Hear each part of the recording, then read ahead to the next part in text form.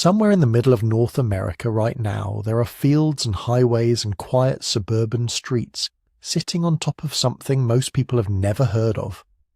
Underneath the grass and the parking lots and the ordinary Tuesday afternoons, there are the remains of a city, a real city, one that, around the year 1100 AD, was home to somewhere between 10 and 20,000 people, maybe more.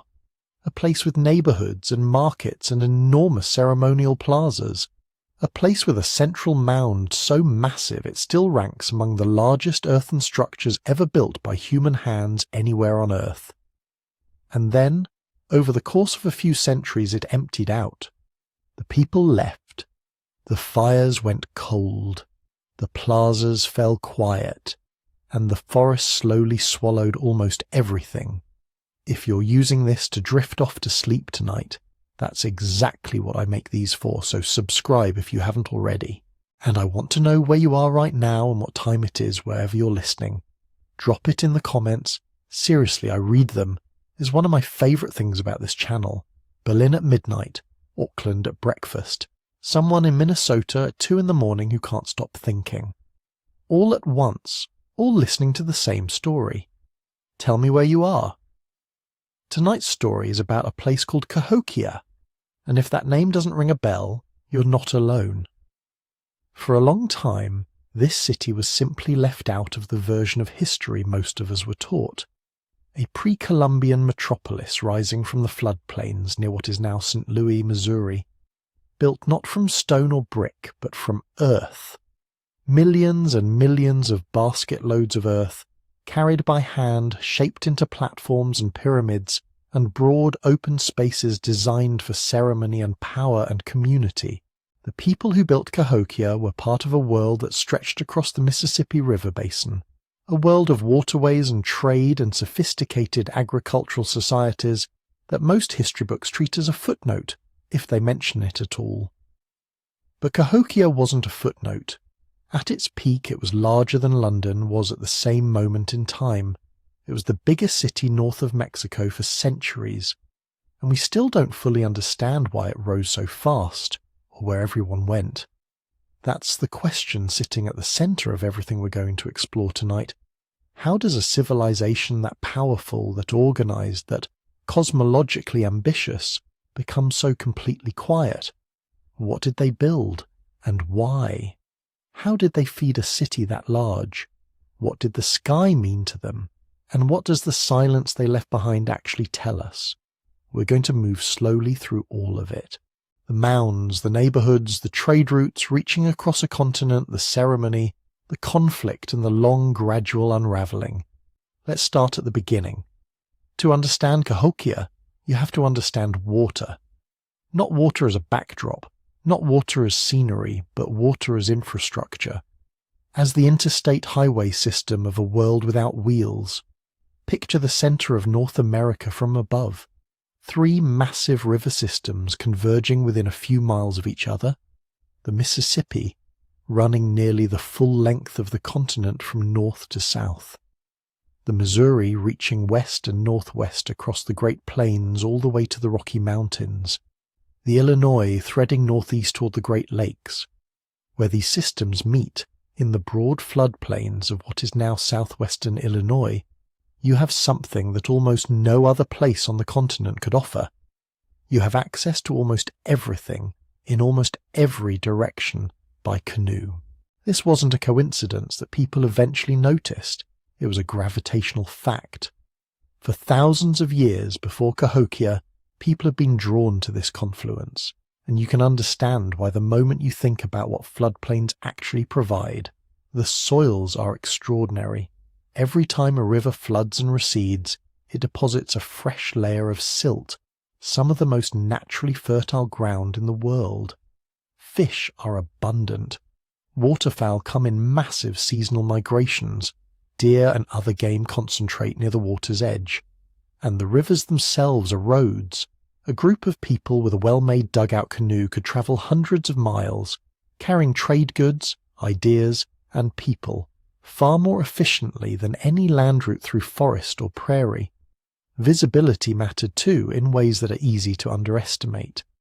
In a landscape where most people lived in small, scattered settlements, a prominent place where rivers joined was a place where you could be found, where relationships could be maintained across great distances, where a reputation once established could travel. By around 800 AD, this region was already part of what archaeologists call the Mississippian world. That term covers a broad cultural tradition that was spreading across the eastern half of North America during the first millennium AD.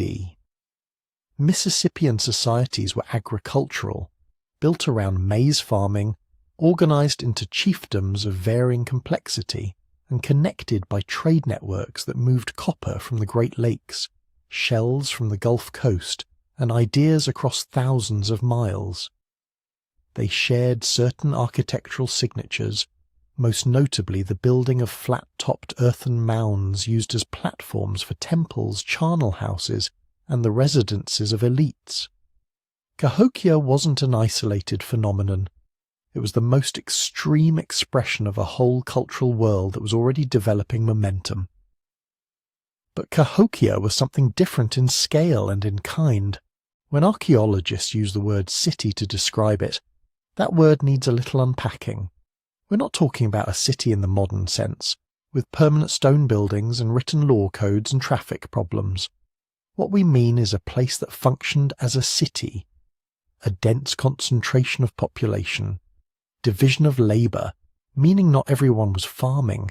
Some people were specialists, craftspeople, religious practitioners, administrators. Monumental architecture that required coordinated labour at a scale only achievable through organised authority. Evidence of long-distance trade and influence. A central place that smaller surrounding communities oriented themselves around. By those measures, Cahokia was unambiguously urban in a way that has no parallel in North America north of Mexico, before or for centuries after. The time frame matters here. Around 1050 AD, something remarkable happened. Cahokia didn't grow gradually the way most settlements do, slowly accumulating population over generations. It expanded at a pace that genuinely startles archaeologists who study it. Within what appears to be the span of a single human lifetime, the population exploded. Massive construction projects began simultaneously. The central mound reached skyward. The great plaza was levelled and defined. Neighbourhoods took shape. A city appeared, in what seems almost like a sudden decision to make one. Why? That question is going to take us a while to answer fully. But to even begin approaching it, you need to hold in your mind this image of the landscape beforehand. A fertile floodplain at the crossroads of a continent. A river network that functioned like a nervous system, carrying information and goods and people across an enormous territory. Smaller communities already embedded in a broader Mississippian tradition of agriculture, ceremony and mound building. The conditions for something large had been accumulating for centuries. What happened around 1050 AD was that those conditions suddenly, dramatically, became something. The story of Cahokia doesn't begin in 1050 AD. It doesn't begin in 800 AD either. To really understand what erupted in that floodplain, you have to go back much further, back to the slow accumulation of knowledge, technology and social habit that made the explosion possible. People have been living in the Mississippi Valley for at least 12,000 years, not continuously in the same spots, not always in the same ways, but persistently, generation after generation, learning the rhythms of a landscape that was always in conversation with the river. They learned which high ground stayed dry when the floods came. They learned where the hickory groves were thickest, where the deer trails crossed, when the geese arrived, and in what numbers. This was knowledge that couldn't be written down, so it was woven into story, into practice, into the habits of children who watched their parents and remembered. For most of those thousands of years, life in the region was organized around seasonal movement. Groups would follow resources through the year, gathering plant foods in summer, hunting in fall, drawing on stored provisions through winter, dispersing and then reassembling in patterns that shifted with the conditions. These weren't wanderers without direction. They were managing a territory, rotating through it with the kind of careful attention that only comes from generations of accumulated experience. Then, gradually, everything began to hinge on a grass. Maize had been cultivated in Mexico for thousands of years before it arrived in eastern North America. Its movement north and east was not a single dramatic introduction, but a long, fitful migration, each new environment requiring adaptation, each new group of people working out how to grow it in different soils and different climates. By around 800 to 900 AD, maize agriculture had taken firm hold in the river valleys of the Midwest, and when it did, it changed the rules of everything. The productivity of maize is hard to overstate. A well-tended plot in fertile floodplain soil can return an enormous amount of calories per acre, far more than wild plant gathering could reliably produce. And in the American bottom, that extraordinary zone of silt-rich soil deposited by centuries of Mississippi flooding, the conditions were close to ideal. Alongside maize came beans and squash, what would later be called the Three Sisters, plants that supported each other ecologically and supported human communities nutritionally. Beans fix nitrogen into the soil. Squash shades the ground and holds moisture. Maize climbs toward the sun. Together they formed a system, not just a collection of crops, but an interlocking strategy for wringing more life out of a fixed piece of ground than any single plant could manage alone. More food meant more people could stay in one place. More people in one place meant new kinds of social organization became possible and also necessary. When you're moving seasonally in small groups, disputes can be resolved by separation. Someone walks away. But when you're invested in a field, when you've cleared the land and planted the seeds and staked your winter survival on the harvest, you can't just walk away so easily. You need rules. You need relationships strong enough to hold under pressure. You need, in other words, something more elaborate than a small band of close kin. This is where the earlier mound-building traditions become important. Long before Cahokia, people across eastern North America had been building earthworks. The Hopewell tradition, centered in what is now Ohio and Illinois, had reached its peak roughly 1,000 years before Cahokia, and left behind geometric earthen enclosures of striking complexity. Hopewell sites show evidence of far-reaching trade networks: copper from Lake Superior, mica from the Appalachians, obsidian from the Rockies, marine shells from the Gulf Coast. These weren't isolated communities trading occasionally with neighbours. They were plugged into something continent-wide, a web of exchange and shared ceremonial practice that moved objects and ideas over enormous distances. By the time Hopewell faded, somewhere around 400 to 500 AD, it had planted something in the cultural soil of eastern North America. The idea that Earth itself could be shaped into meaning, that a mound wasn't just a pile of dirt, but a statement, a cosmological gesture, a way of organizing both landscape and society around a center. That inheritance didn't disappear. It evolved. The peoples who lived in the American bottom in the centuries before Cahokia's rise were building smaller mounds, organizing themselves into villages of varying sizes, maintaining kin networks that extended across the wider region. They were, in a real sense, practicing. Not consciously rehearsing for something larger, but developing the social muscles that larger organization would eventually require. There are hints, in the archaeological record from this period, of emerging hierarchy. Some burials from the pre-Cahokia era contain grave goods that suggest differential status. Certain individuals receiving treatment in death that others did not. Some settlements seem to have functioned as local centres, places where people gathered for ceremony and exchange, where certain families or lineages may have held greater influence. But the evidence is ambiguous enough that caution is warranted. We're reading social structure from pottery distributions and soil layers, and the placement of post holes. The people themselves left no written record of how they thought about rank or authority, or what obligations they owed to anyone. What seems clear is that by the late 900s and early thousands, the communities of the American bottom were not a blank slate. They had agriculture sophisticated enough to support population growth. They had mound-building knowledge passed down through generations of practice. They had trade connections stretching across the continent. They had ceremonial traditions that could bind disparate groups around shared meaning. They had, in short, all the ingredients. What they didn't yet have was the catalyst, something that would take all of that accumulated potential and compress it suddenly into something no one in North America had ever seen before. That moment was coming, and when it arrived it would happen fast enough to leave archaeologists more than 1,000 years later still struggling to explain it. Around the year 1050, that catalyst finally hit. From the perspective of deep time, it was a lightning strike.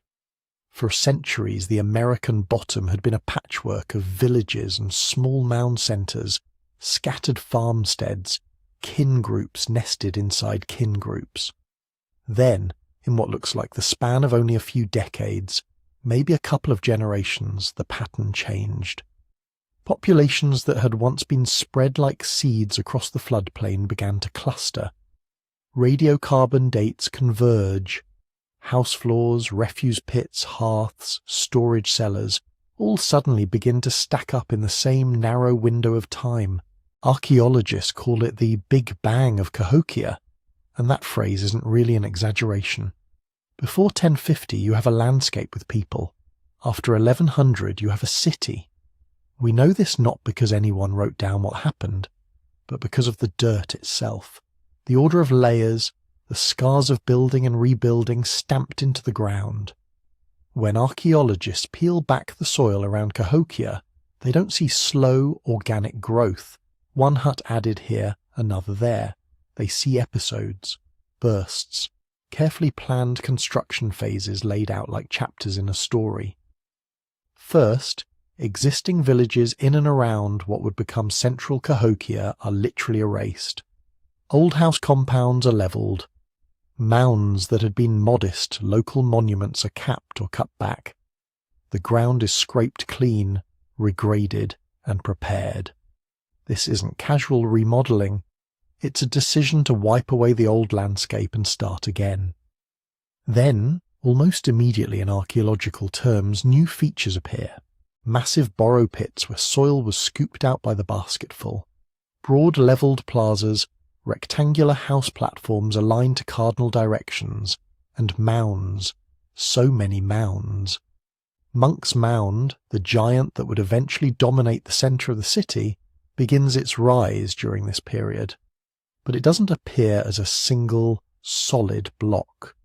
It grows in lifts, layers of basket-loaded earth stacked in distinct steps, each episode leaving its own signature of different soils and compaction. Around it, dozens of smaller platform mounds spring up, each one a carefully engineered structure with distinct construction stages.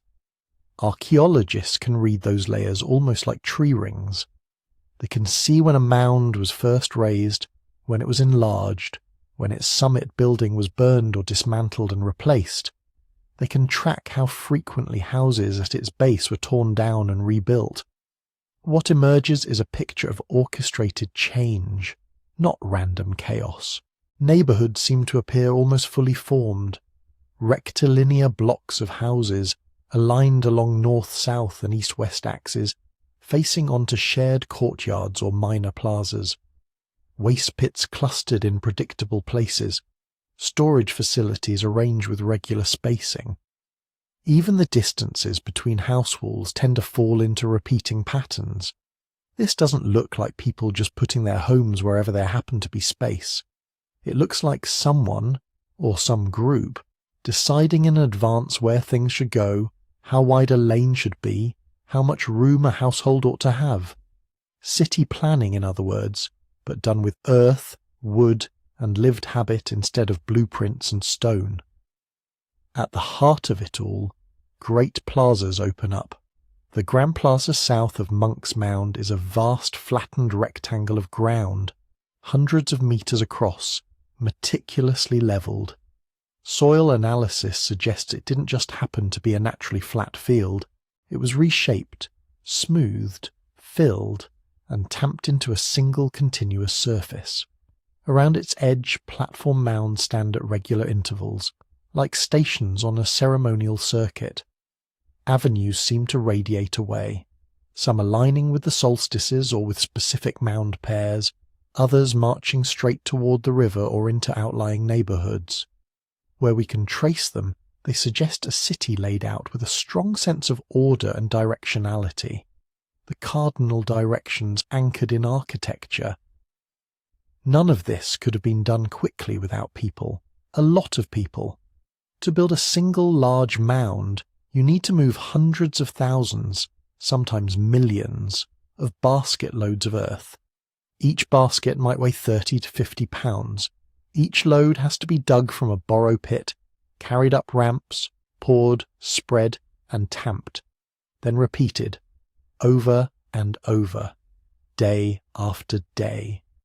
When archaeologists model the labour needed for Cahokia's early construction episodes, the numbers are staggering.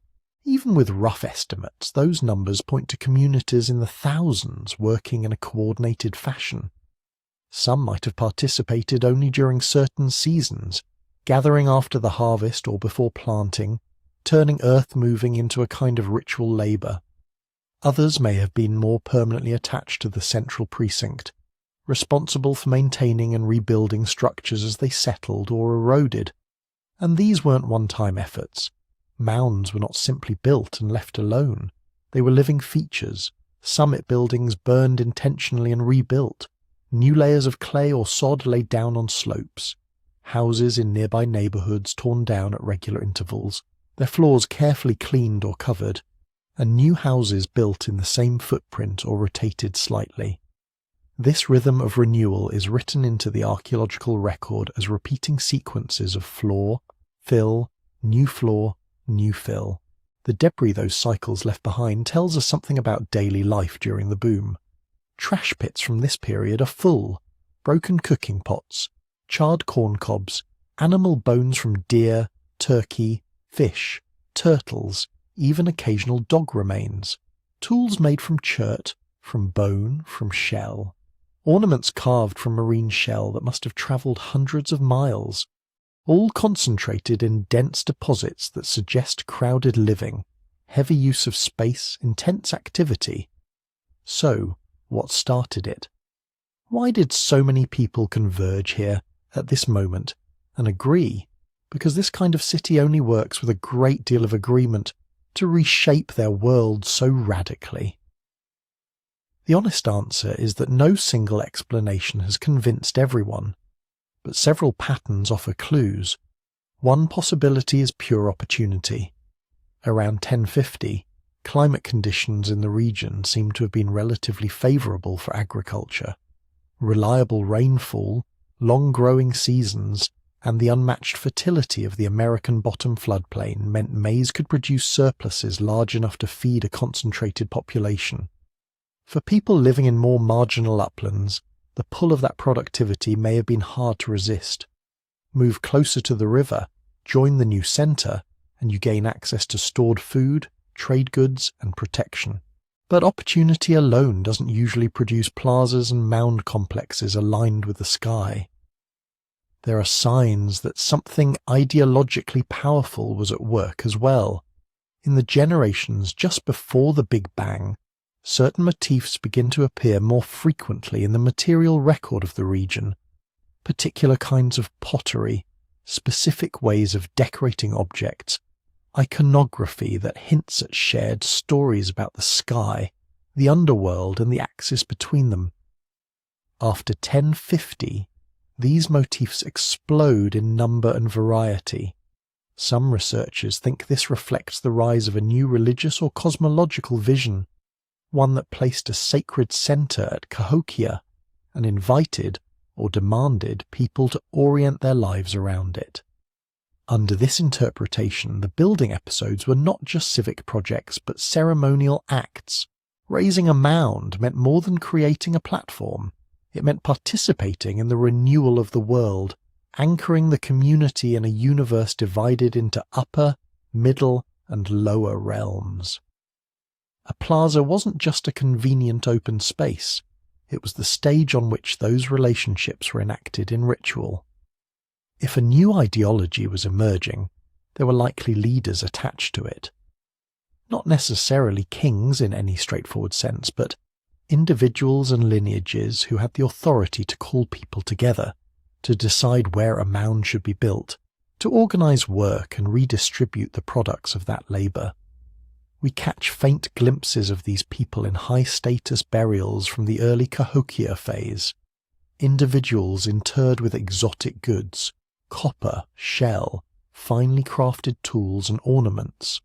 Their graves are placed in or near important mounds, sometimes at the center of complex burial arrangements that suggest elaborate ceremonies. From this, some archaeologists infer the presence of a chiefly elite, perhaps supported by retainers and specialists who helped steer the city's rapid growth.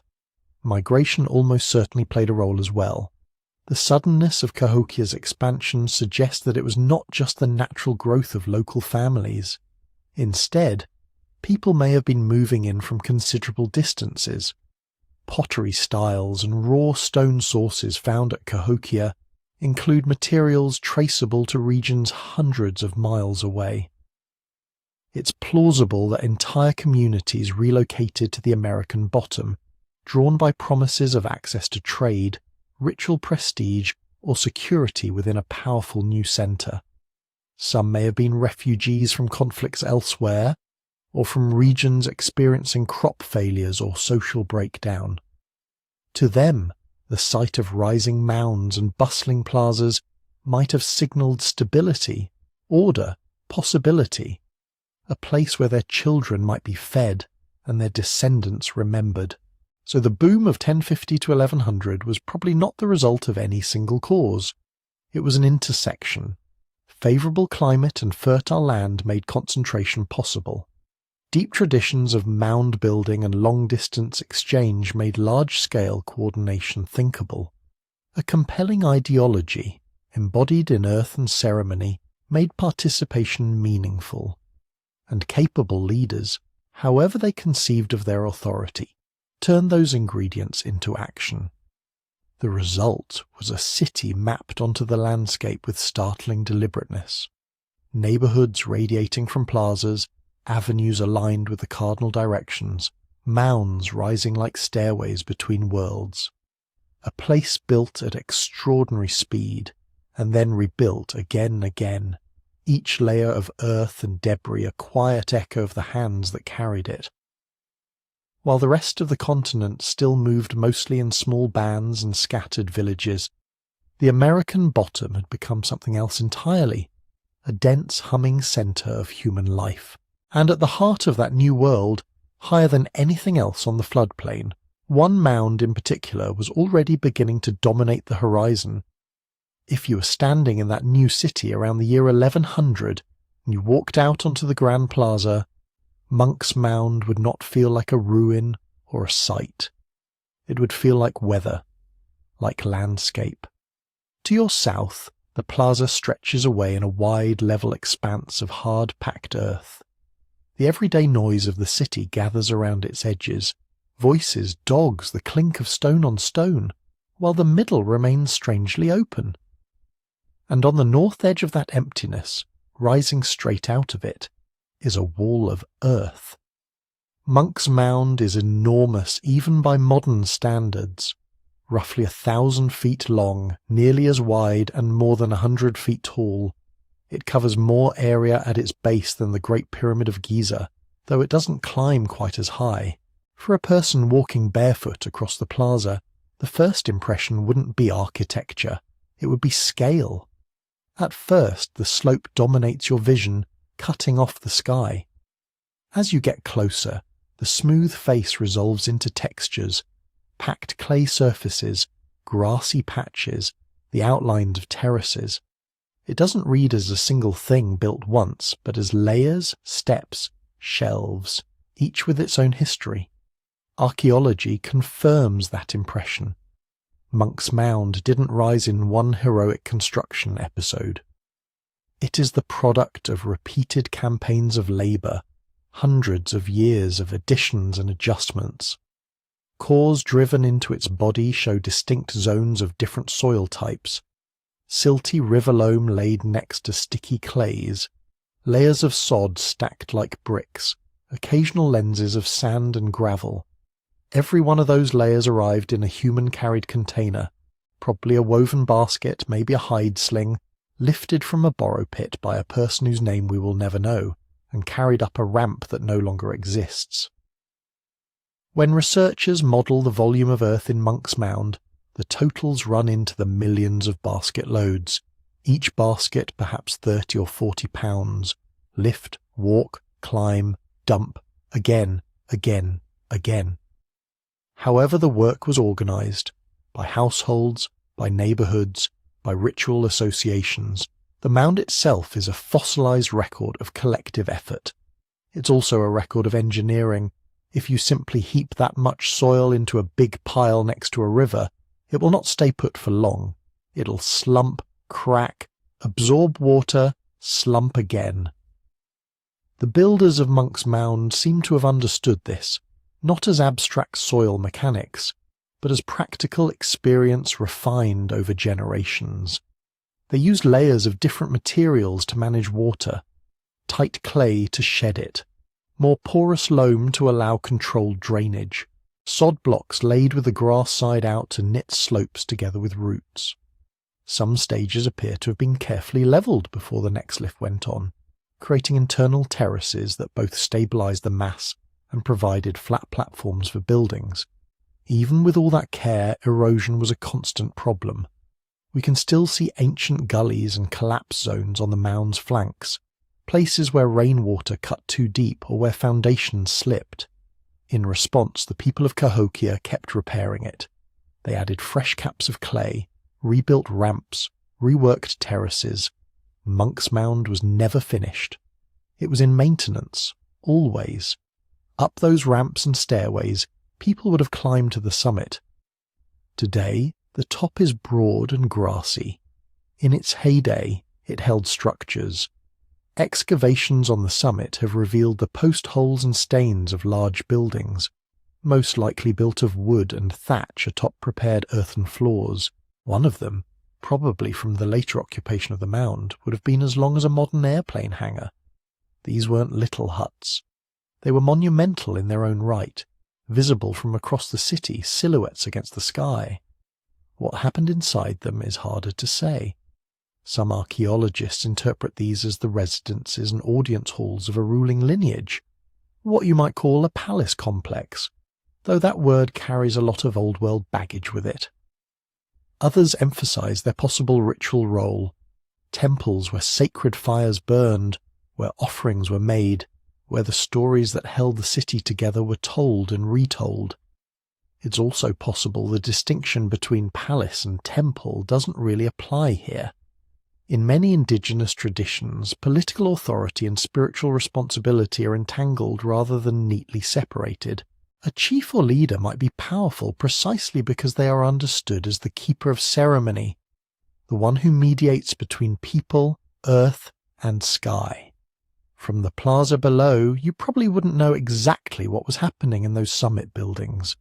You would only see people ascending and descending, messengers, attendants, ritual specialists in distinctive dress, perhaps processions at certain times of year carrying objects that glinted in the sun, copper, shell, carefully made stone. The details are debated, but the effect is easy to imagine. The top of Monks Mound as the visible seat of something more than ordinary. This is one of the ways monumentality works. A giant mound of earth does not speak. It doesn't issue commands or collect tribute, but its very presence can make certain ideas feel solid, inevitable. When you can see Monks Mound from almost anywhere in the central precinct, you are constantly reminded that there is a centre to this world, a place where power resides, where decisions are made, where the vertical axis between earth and sky is anchored. The labour that went into building it is long past. but the memory of that labour lives on in its bulk. Everyone knows that their parents or grandparents, or someone's parents or grandparents, carried those baskets. Authority, in that context, is not only top-down, it is also literally built from below. Participation in mound building could have been experienced as a burden. Days of hard work taken away from tending fields or caring for children. It might also have been framed and felt as a privilege, a sacred duty. Periods of construction could coincide with calendrical rituals, with feasts, with gatherings that renewed alliances between distant kin groups. Do not only serve farmers, they serve leaders. If your authority rests in part on your ability to keep the world in order, to schedule feasts, to send out work parties at the right times, to predict when the river will rise and when the first frost will threaten, then standing in the centre of a giant solar circle, watching the sun rise exactly where you say it will, is a powerful performance. No speeches are needed. The alignment speaks for you.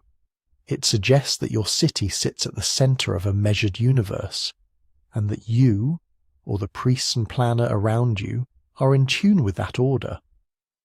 When you later command the building of a palisade or a new mound, when you call for surplus grain to be moved into central storage, the memory of that sunrise, that apparent mastery of cosmic timing lingers in people's minds.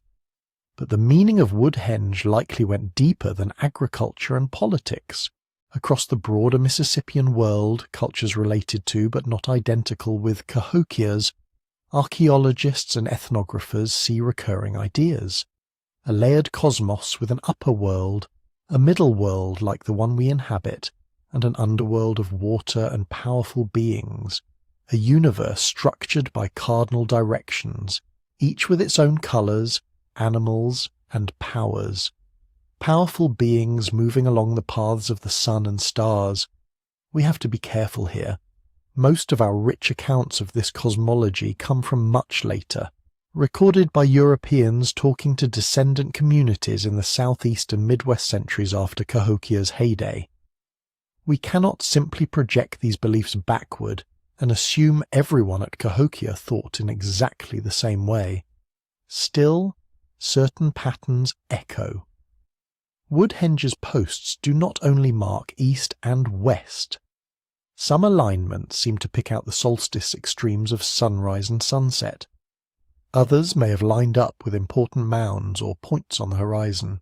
Standing inside the circle, you would be inside a web of directional meaning, every line connecting earth and sky, city and cosmos. Skywatching, in that sense, was not an abstract science. It was a ritual act, helping people locate themselves in a universe that was both visible and invisible. Knowing where the sun would rise was not just about counting days, it was about knowing where you stood between dawn and dusk, between upper and lower realms, between past and future. For archaeologists, Woodhenge is both generous and frustrating. The generosity lies in the pattern itself. Post holes do not lie about where they were dug. When you map them carefully, calculate their spacing, trace sight lines from central points to the horizon, you can test whether alignments with solstices and equinoxes are more than coincidence. At Cahokia, many researchers agree the matches are too precise, too consistent between different versions of the circle to be accidental. We can say with reasonable confidence that people here were tracking the sun's annual movement, and that these circles functioned as solar calendars, or observatories in some sense. Beyond that, the ground grows softer. We cannot read the thoughts of the people who stood there. We do not have written records explaining which rituals were tied to which alignments, or what stories were told about the beings who moved the sun along its path. We do not know exactly who was allowed inside the circle during ceremonies, or how participation might have changed over time as Cahokia grew and then began to strain. We can infer some things. The scale of the posts tells us this was not a private convenience, like a farmer's personal planting stick. Raising timbers of that size required coordinated labour. The repeated rebuilding of the circles suggests they mattered over generations, not just as a one-time experiment. The alignments with major solar points, tied so clearly to agricultural cycles, suggest practical and ceremonial uses intertwined. But whether people stood there in silent awe, or sang, or painted their faces to match the colours of the cardinal directions, we can only guess. What remains, clear and quiet, is the fact of attention. In a city wrestling with floods, forests, fields, and the daily logistics of feeding and sheltering thousands, some of that scarce human energy was devoted to watching the sky carefully enough to lay out giant circles of wood that matched the sun's path. Cahokia was not just reacting to its landscape, it was trying to anticipate it, to bind the unpredictability of rivers and rain to the more reliable arc of the heavens. From that centre point in Woodhenge, as the sun rose over a distant mound or along a marked post, the city's people could feel, for a moment, that they were standing inside a pattern larger than themselves. The sky was measured. The year was turning. The work of planting, harvesting and rule could begin again. Beyond the circle, though, beyond the reach of any calendar, other forces were moving along their own paths. Caravans of traders, stories from distant towns, gifts and obligations flowing in and out along the river roads that stitched Cahokia to a continent. Follow those river roads outward from Cahokia, and the world begins to widen. The Mississippi itself is the first great artery, running north and south. From its broad brown flow, other rivers peel away. The Illinois to the northeast, the Missouri to the west, the Ohio filtering in from the east. From each of those, more branches, streams that become portage routes, marshes that hide canoe landings, low passes where goods and people can be carried from one watershed to another without ever needing a road in the sense we use that word now. Cahokia grew where these currents came closest together, and it did not grow alone. If you paddled north for weeks along the Mississippi and into the Great Lakes basin, you would eventually reach lands where copper could be pried from ancient veins near Lake Superior. Hammered, ground, and polished, that copper would shine with a colour unlike anything found in Cahokia's immediate surroundings. If you drifted south toward the Gulf Coast, the water would gradually turn brackish, then salty. There, along the coasts and barrier islands, lay broad banks of marine shells, whelks, conchs, lightning whelks, some of them carved into cups and gorgets, others drilled and strung as beads that rattled softly against skin and cloth. If you turned west, up the Missouri and its tributaries, the land would open into prairies that rolled toward the high plains. From there came certain stones, fossils, maybe even bison hides, and other products of grassland economies that had their own rhythms, different from the floodplains of the Mississippi. And if you moved east into the uplands of what we now call the Appalachians, you would find layered rocks that split into thin, translucent sheets, mica that could be flaked into glittering leaves, catching light in ways simple sandstone never could. All of those things, copper from the far north, shells from the salt coast, exotic stone from the plains and highlands, mica from the mountains, have been found at Cahokia. Not just one or two pieces washed down by chance. Enough, and in patterns clear enough, that archaeologists are confident. These were not accidents of erosion. They were the fingerprints of a continent-wide web of exchange. Imagine them arriving. A canoe slipping into a backwater near Cahokia, hull low in the water with the weight of passengers and bundles. Men and women clambering out, hauling cargo up the bank, greeted by relatives or trading partners who've been expecting them for weeks. News arrives with them of floods upriver, of a new mound rising far away, of a marriage arranged last winter that has now been fulfilled. The goods themselves would have spoken too. Copper that had once sat in cold northern bedrock, now warmed in Cahokia's sun. Shells that had tasted the Gulf's salt, now dusty with river-bottom silt, mica flashing when held near a hearth or carried in procession, chunky, carefully chosen pieces of stone that, when struck, would produce the long, razor-edged blades that Cahokian flint knappers prized. Trade is easy to reduce to things: who had what, who wanted it, how far it moved. But things do not walk themselves across hundreds of miles. People do, and people do not risk long journeys or welcome strangers into their towns without some framework that makes those encounters manageable. So when we talk about Cahokia as a hub, linking Great Lakes and Gulf Coast plains and Appalachians, we're also talking about something quieter but just as powerful: agreements. Some of those agreements might have been formal, carried in ritual. A visiting group arrives bearing shell necklaces and carved cups. They are met with feasts, tobacco, song, and gifts in return. The exact terms, how many baskets of corn for how many copper axes, how many strings of beads for a particular piece of mica, may have been debated, haggled over, retold for days. But behind the haggling lies an understanding. We will keep doing this. We will treat each other in recognizable ways. We will meet again. Other agreements might have been sealed through marriage. A young woman from an upriver town travels downstream to join a household near Cahokia. She brings stories, songs, and perhaps a small bundle of valuables from her kin, tokens that bind their fate to that of her new family. In the years that follow, her relatives have a reason to check on her, to visit, to keep the channel open. Children born of such unions become living bridges, their kinship stretching along the rivers like invisible, resilient cord. Embedded in such kinship and trade networks is another layer: ritual. Some objects that travel to Cahokia seem to have been more than simple commodities.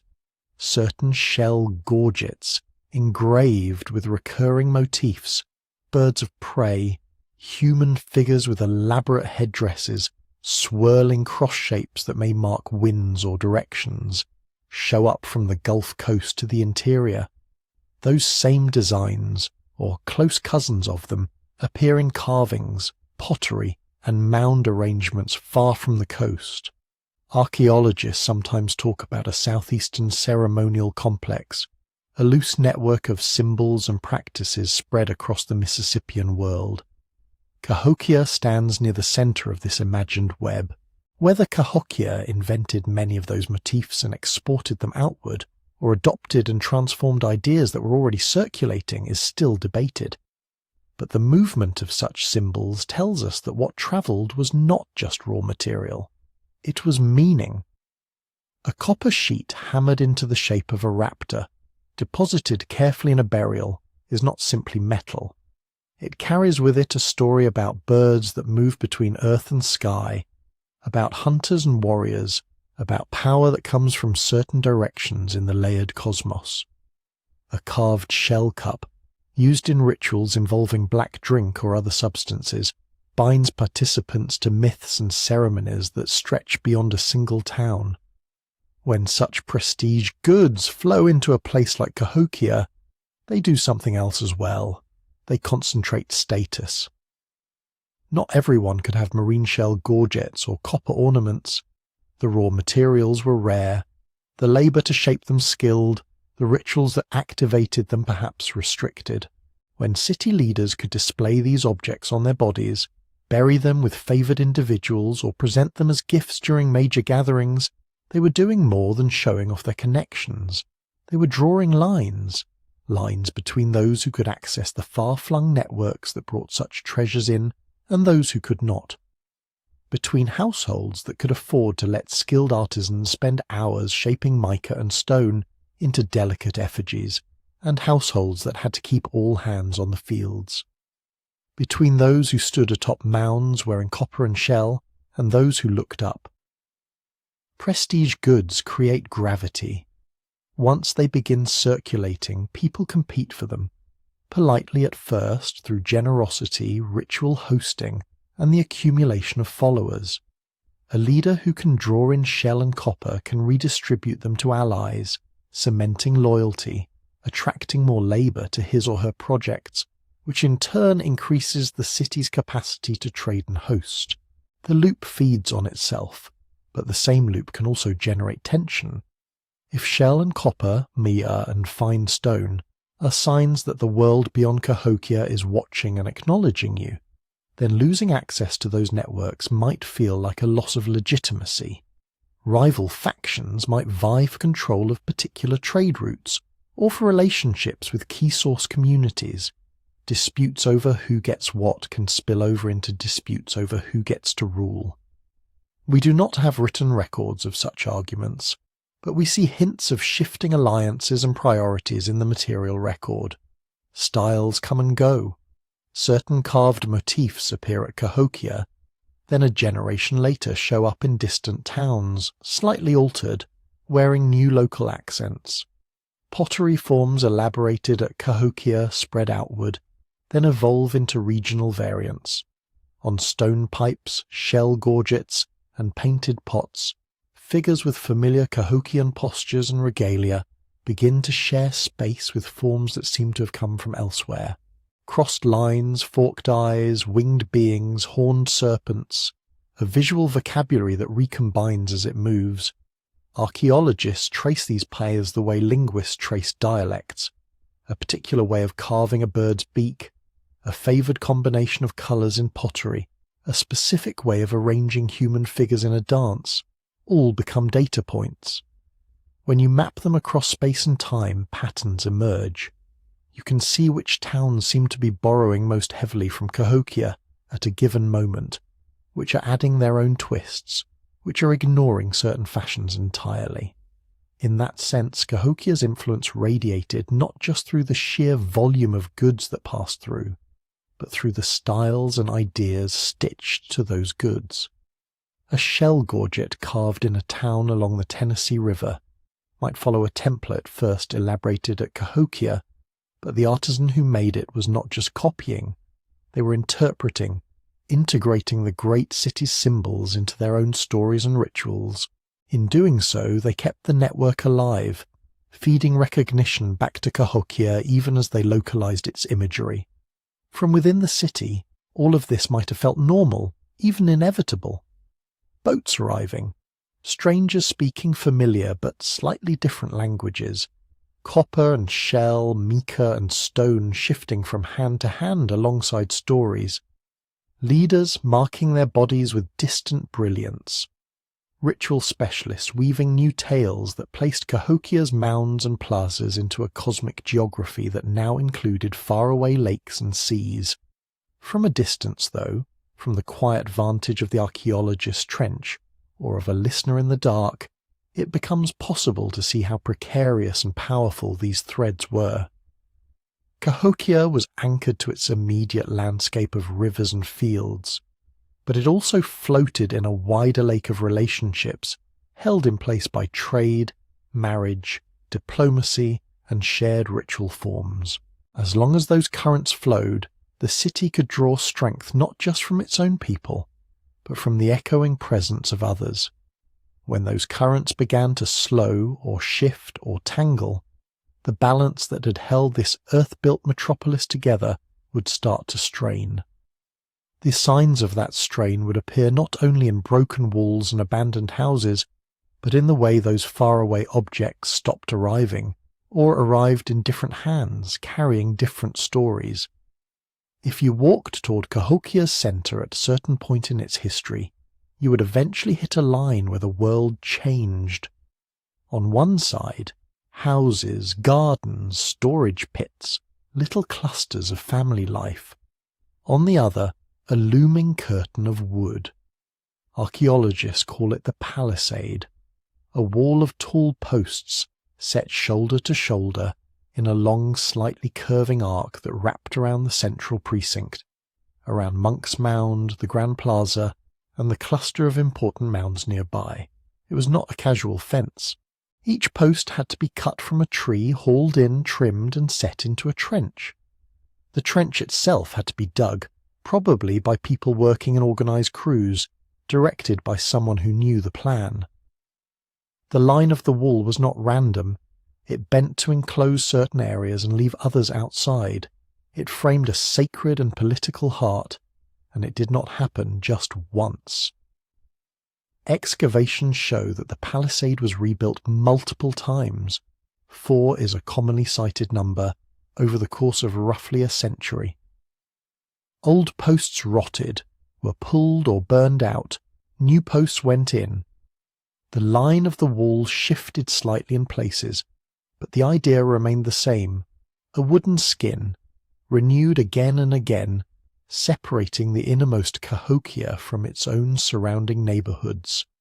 Why build such a thing? On the surface, the most obvious answer is defence.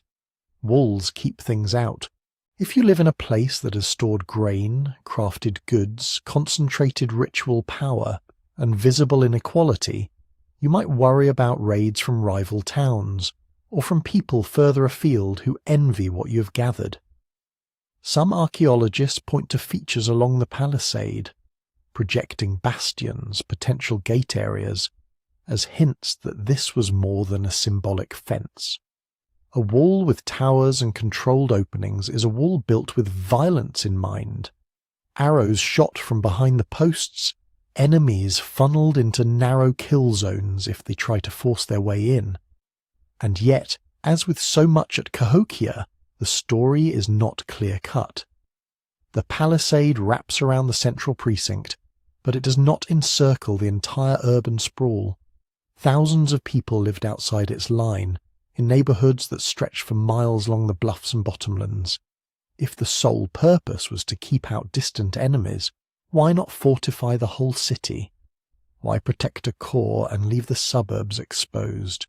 One possibility is that the wall was partly about separating kinds of space, not just bodies. Step through one of its gates and you would be moving from ordinary life into an arena of ceremony and governance. The wall might mark where certain rituals took place, where only certain people could enter during particular times.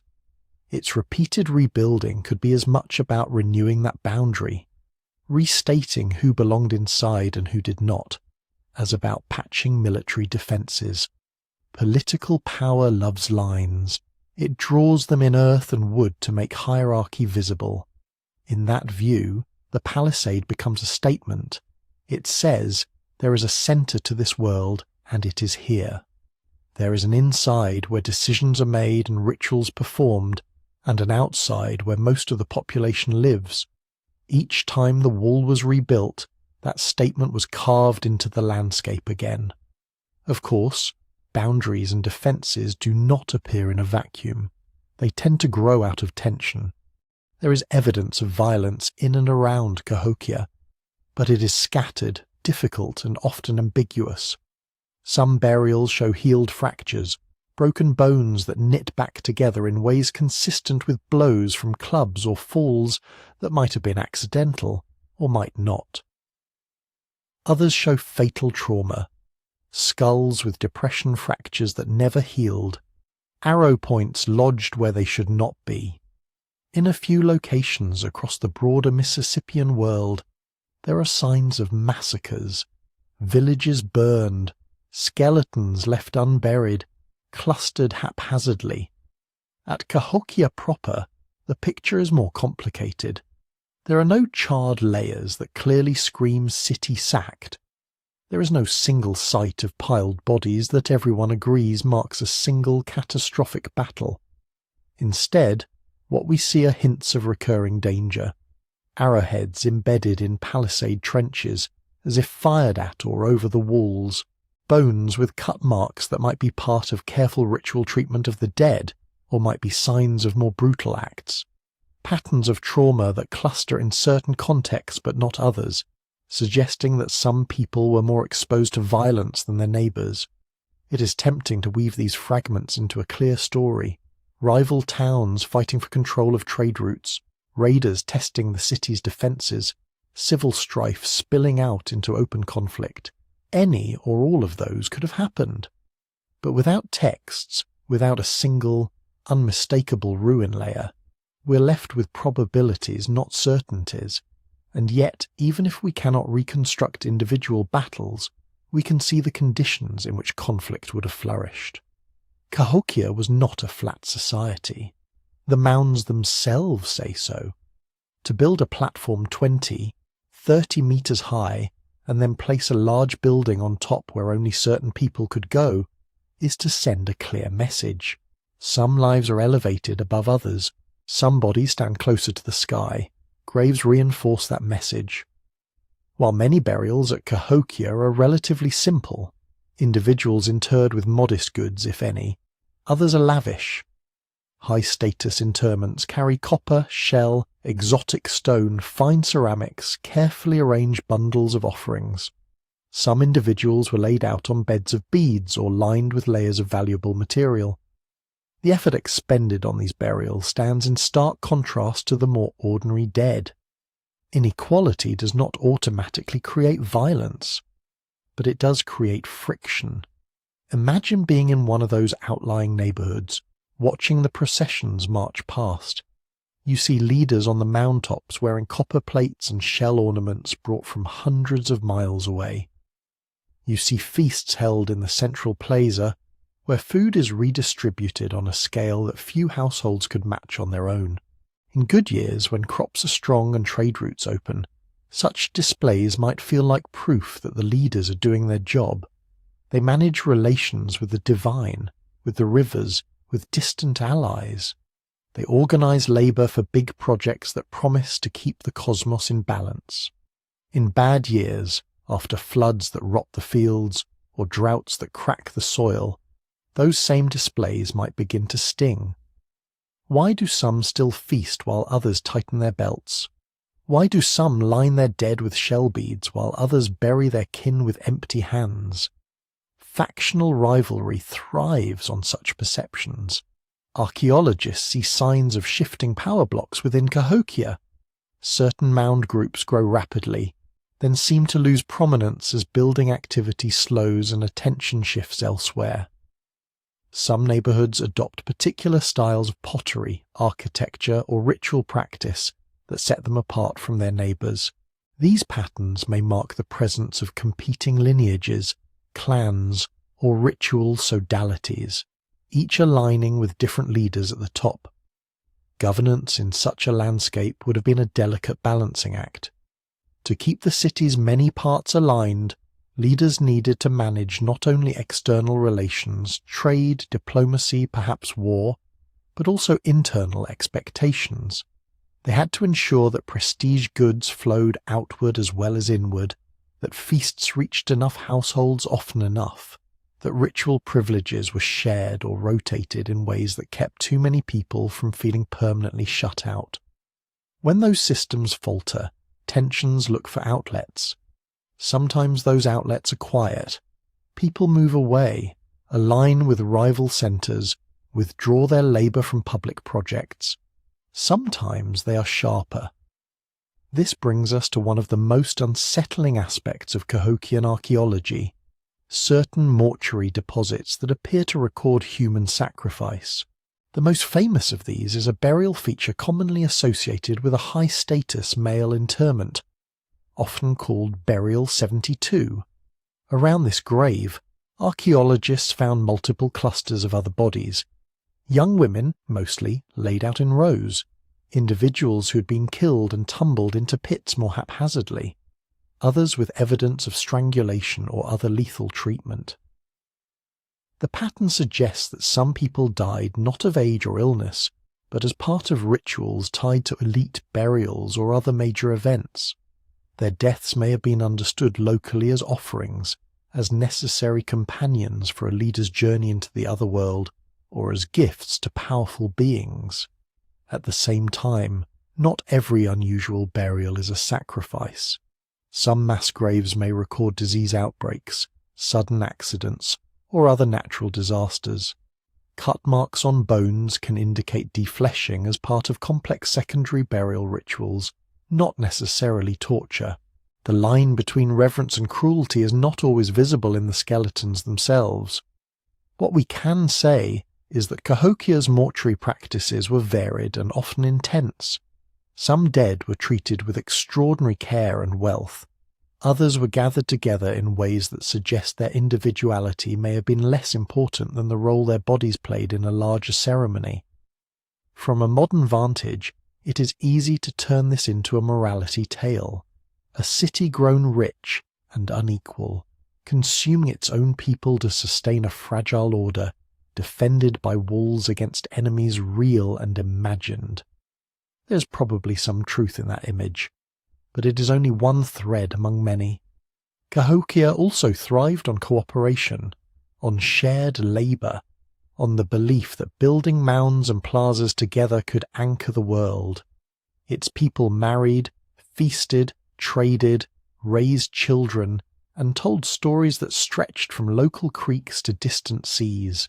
The same society that could organise sacrifices could also coordinate harvests and host continental gatherings.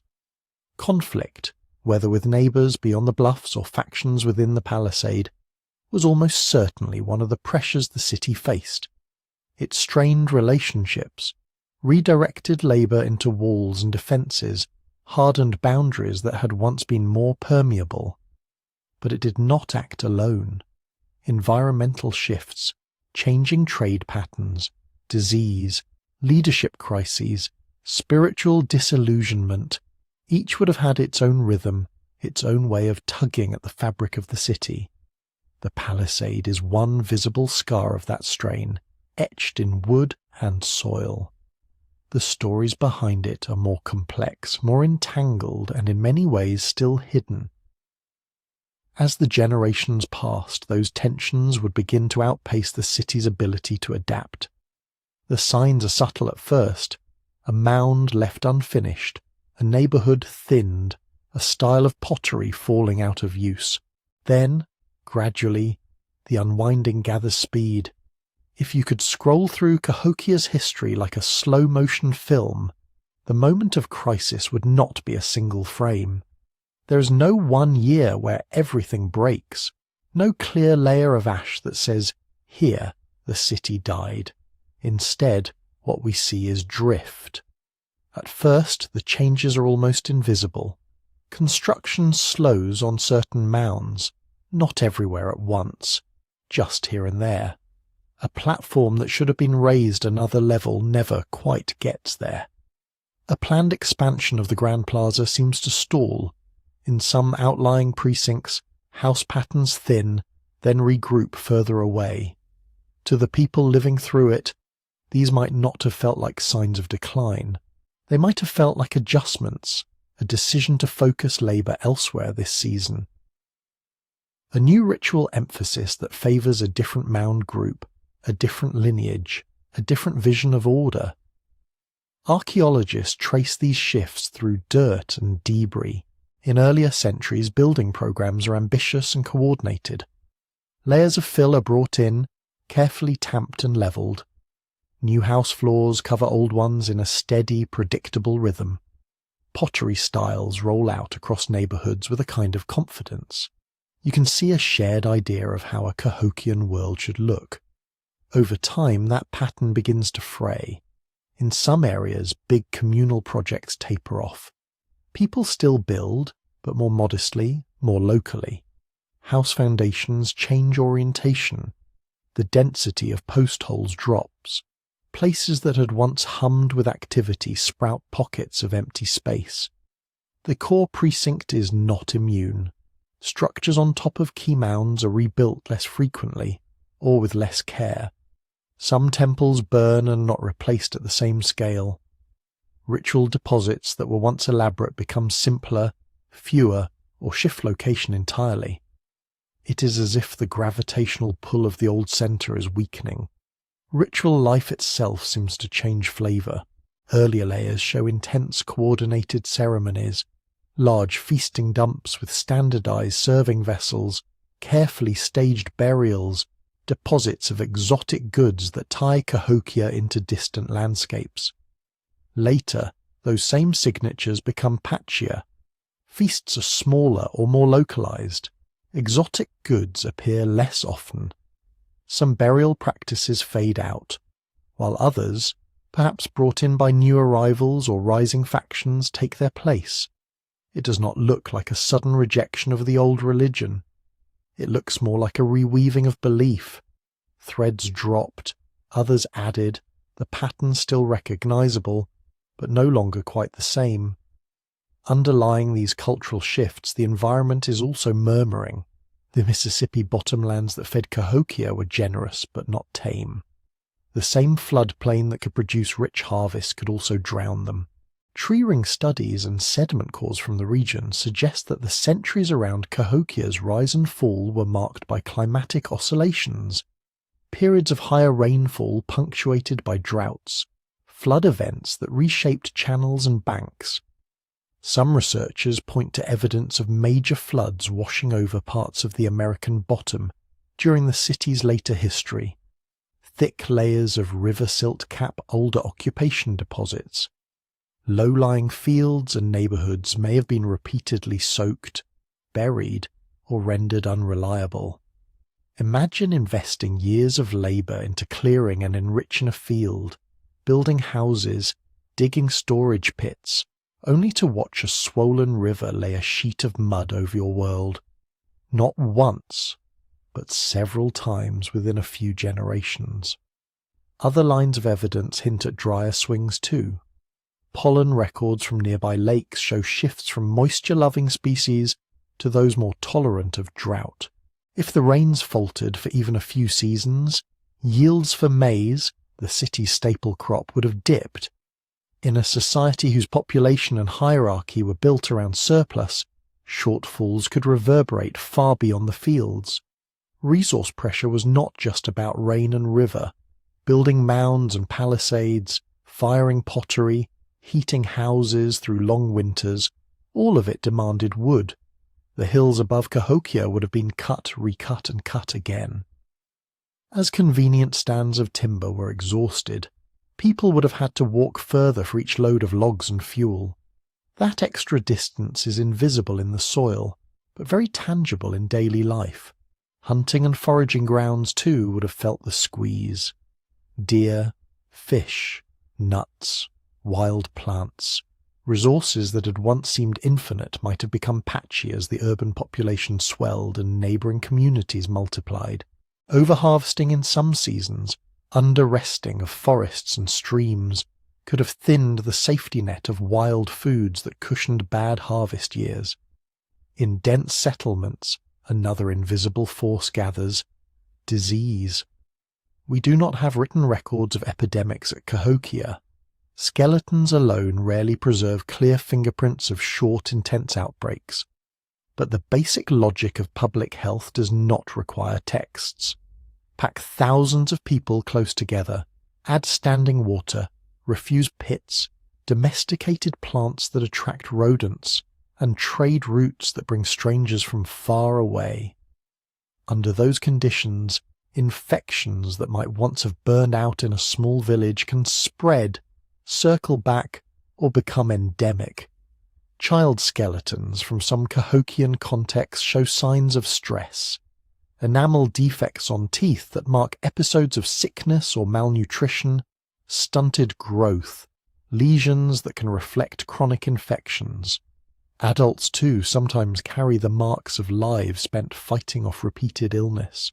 None of this proves a single catastrophic plague, but it does suggest a population living under health pressures that could flare sharply when food ran short or climate swung hard.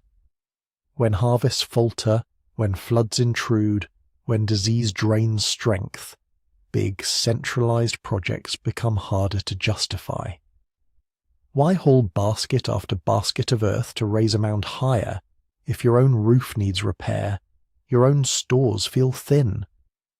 Why travel to the central plaza for large ceremonies if smaller?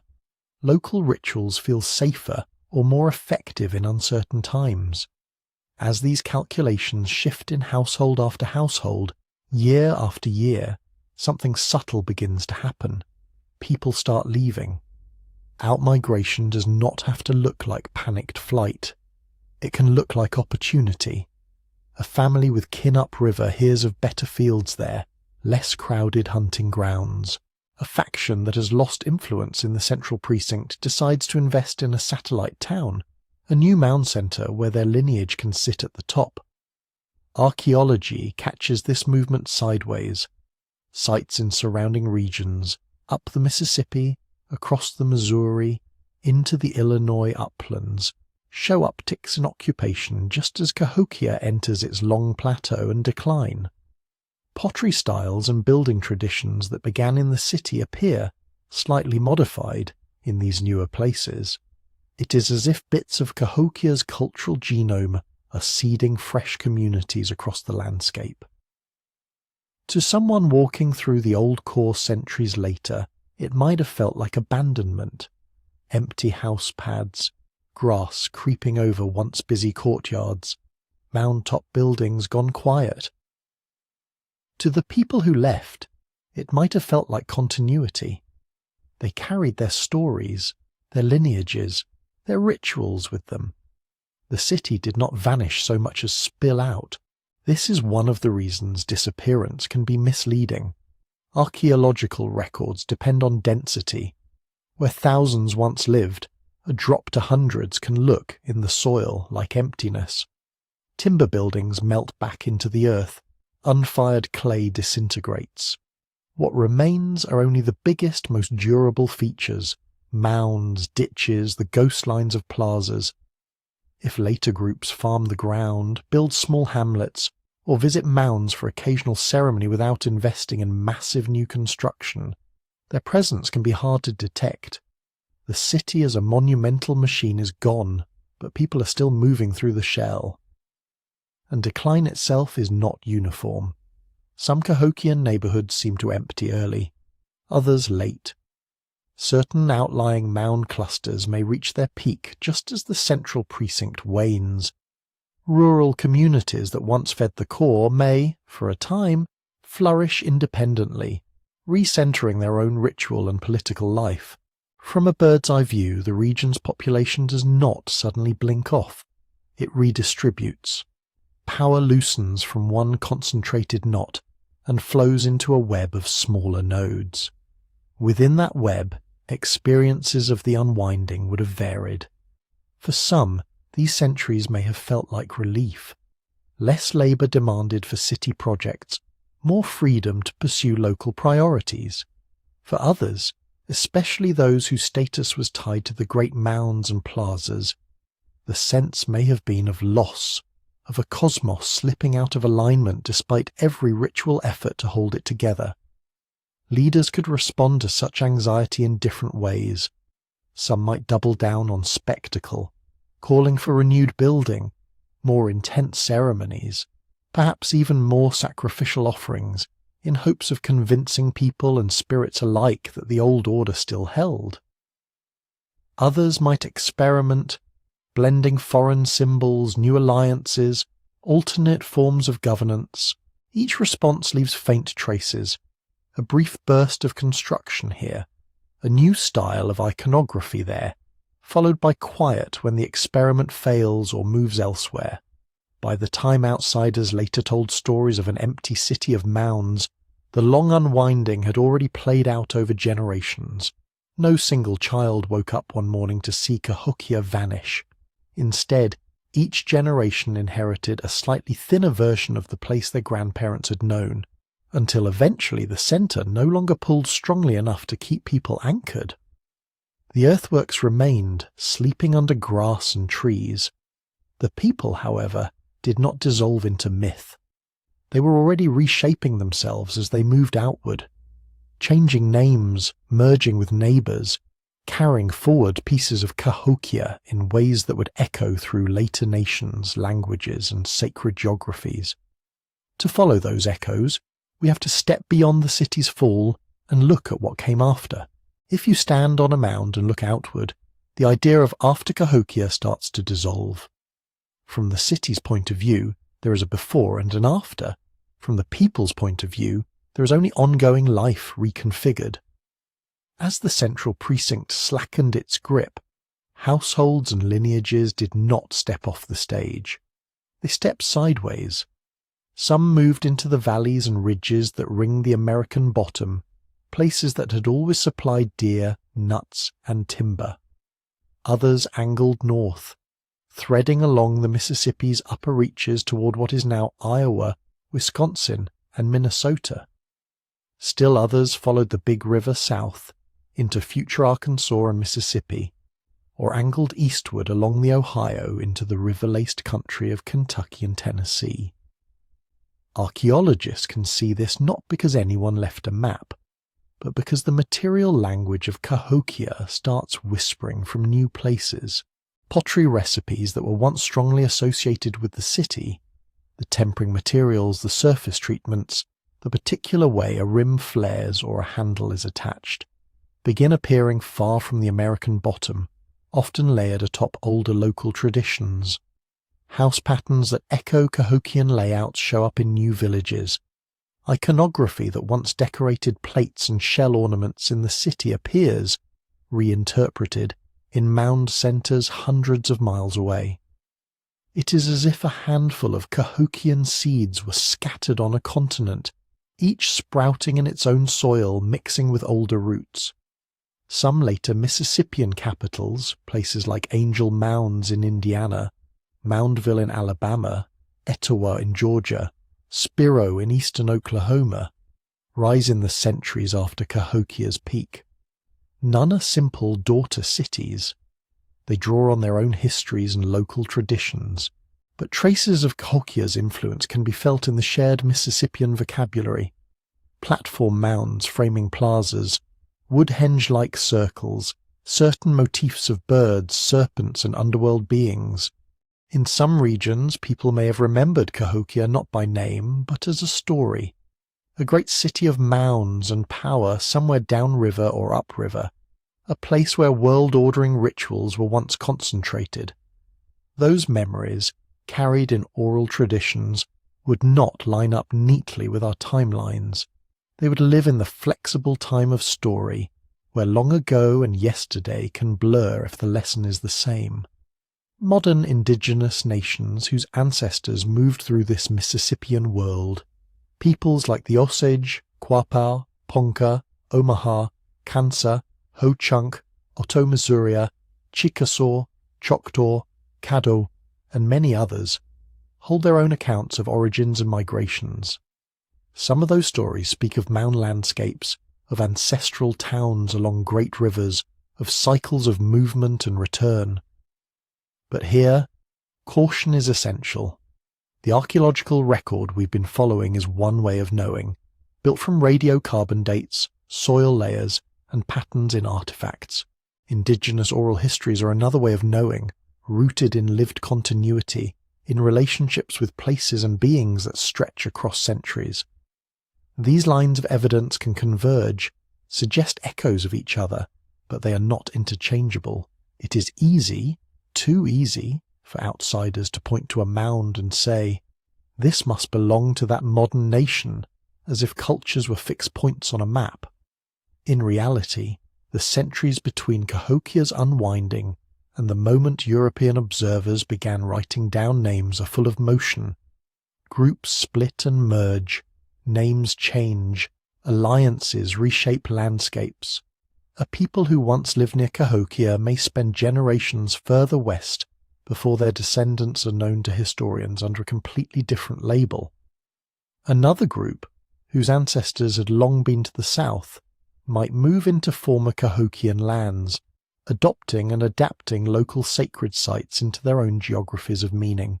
When we say Cahokia's people did not disappear, we are not claiming a straight line from this city to any single present-day community. We are saying that the genetic, cultural, and spiritual threads that ran through Cahokia did not simply snap. They were rewoven into new configurations that still live in indigenous nations today. Archaeology tries to trace some of those threads, but its tools are blunt. Radiocarbon dating can tell us when a house was burned, when a shell bead was made, when a pit was filled. It cannot tell us what that house meant to the people who left it, or how they told their grandchildren about the night the roof lit up with sparks.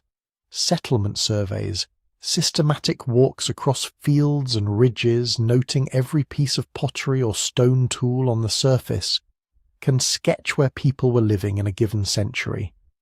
dense clusters of artifacts suggest villages or towns. Thin scatters hint at small farmsteads, hunting camps, or short-lived occupations.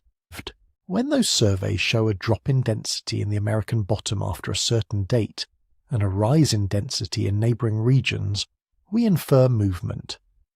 But the land is not an open book. Ploughing, erosion, river course changes, later construction, all can erase or blur the traces we're trying to read. Even absence itself is ambiguous. A gap in the record in one valley might mean people left, or it might mean the deposits that would prove they were there have been washed away or buried too deeply to find. A mound that seems unused after a certain period might still have been visited for ceremony, for quiet offerings, for the simple act of watching the sun rise over its flank. Such uses leave few durable traces. This is why archaeologists speak in terms of probabilities and patterns, not certainties. When we say populations likely dispersed from Cahokia into the wider Mississippi world, we are watching a constellation of clues, artifacts spreading outward, construction waning in one place while rising in another, stylistic influences that appear to travel along known river corridors. The pattern as a whole makes sense, even though any individual point on the map could be missing or misread. Behind those careful phrases, the reality was very human. Families weighing whether to stay in a place where floods have ruined too many fields. Young people curious about stories of lands with taller corn, richer game. Leaders considering whether their authority will be stronger if they remain in a city whose power is fading, or if they plant a new centre where their lineage stands at the top. Some would have travelled with tangible pieces of Cahokia, a pot with a familiar design, a small object from a moundtop temple, a memory of how to align a plaza with the solstice sunrise. Others carried nothing but knowledge, the stories, the songs, the sense of what a properly ordered world should look like, and what offerings could invite that order to return. Over generations, these carried fragments mix with local ways. A ritual once linked to the Grand Plaza might be adapted to a smaller village square. A sky-watching tradition embodied in Cahokia's Woodhenge might be folded into another community's existing calendar, its posts and alignments remodelled to different horizons.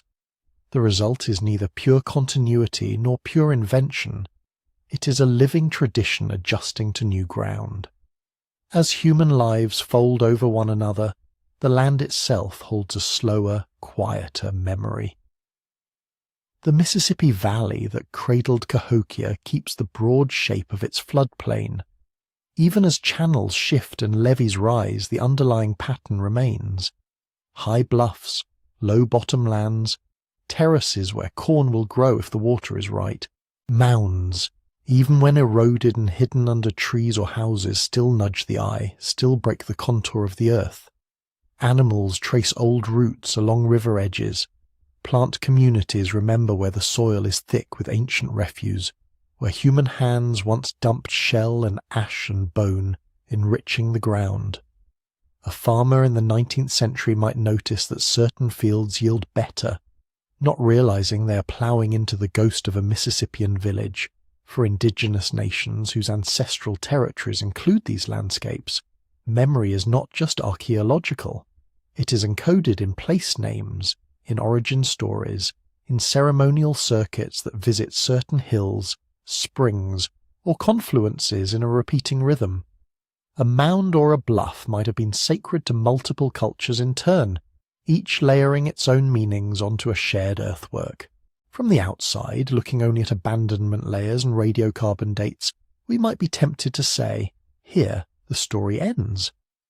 From the inside, from the point of view of people who kept moving, planting, praying, burying, and being born, the story simply bends.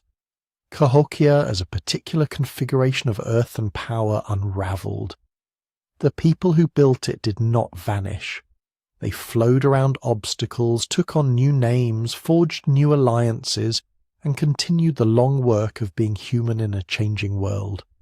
If we listen carefully, both to the soil and to the descendants who still know these rivers and hills as home, we can begin to hear the continuity beneath the apparent break. We can see that cities, like stars, can flare and fade, while the elements that made them keep cycling through new forms. In that sense, Cahokia is not just a ruin. It is a moment in an ongoing story, a story that did not stop when the plazas grew quiet, but carried on in countless villages and nations, far beyond the horizon of any single mound. When we step back from the details, the post holes and pollen grains, the sherds of pottery and the carbon dates, a few things about Cahokia stand out with quiet clarity. There was, for a time, an extraordinary concentration of people and power in the American bottom. Rich floodplain soils, abundant riverine resources, and a favourable climate made it possible to feed tens of thousands.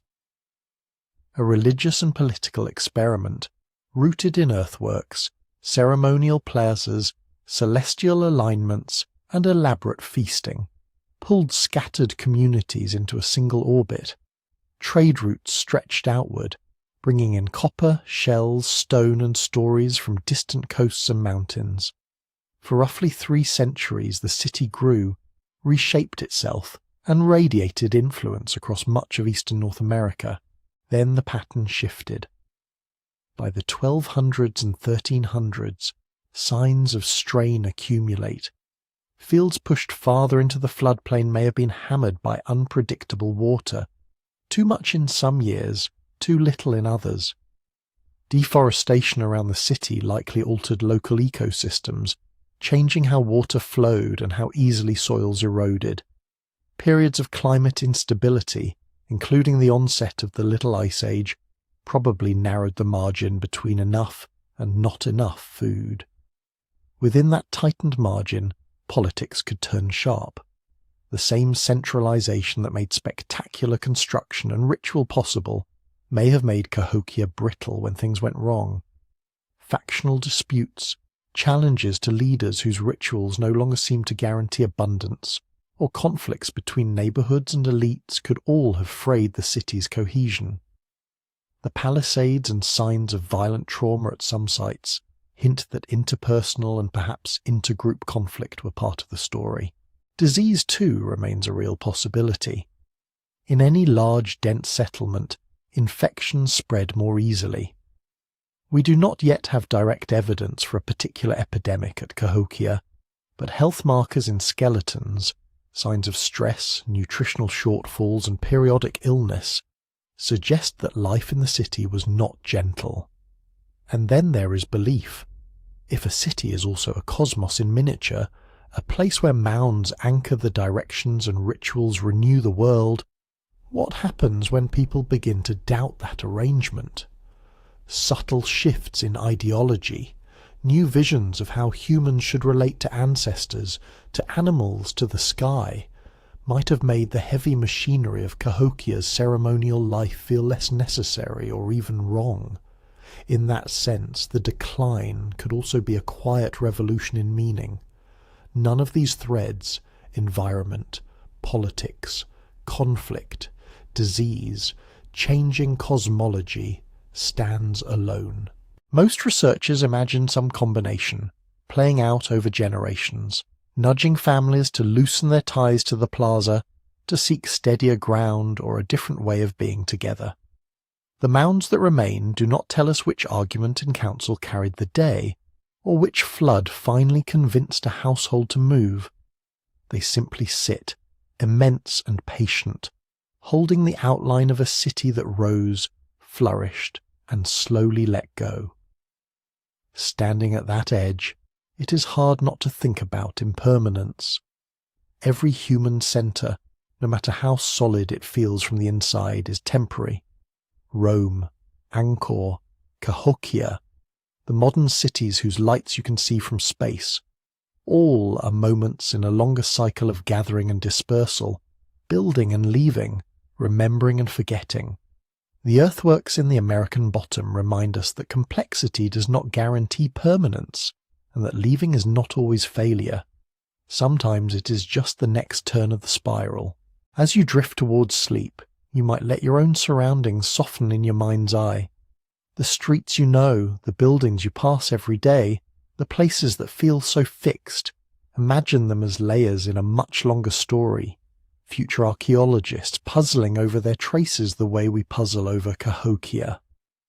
If you feel like it, you can share a small part of that story. In the comments, tell us where you're listening from tonight. What river, what coast, what city or countryside is outside your window? Over time, those place names weave their own quiet map beneath these episodes. If this gentle journey through Cahokia has helped you relax, you can support more sleepy history by liking this video, subscribing to the channel, and turning on notifications so you'll know when the next story unfolds. And if you'd like to wander further into the deep past, there's a book of prehistoric secrets waiting for you. Exploring worlds like this one in more detail, designed to be read at the slow pace of bedtime. You can read more about it and find links to buy a copy at sleepytimehistory.com.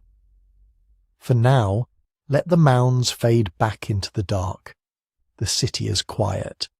The people have gone on ahead, and you can follow them only as far as your dreams. If you're still awake, you're welcome to stay a while longer. If sleep is coming, let it come. And when you're ready, we'll meet again in another story. If you haven't already, feel free to like, comment where you're listening from, and subscribe so you don't miss the next journey.